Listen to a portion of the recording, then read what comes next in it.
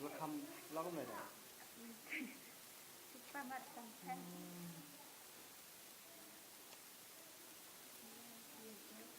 เด็กบอกว่าแม่ทำกระดิ่งน้อยกระดิ่งเราทำเดียวใจทำพลาดในตำรวจแบบนี้เลยมีทำประเดี๋ยวเราทำแต่ว่าได้เราทำสอบแล้วก็ทำอะไรเนี่ยตัวเอง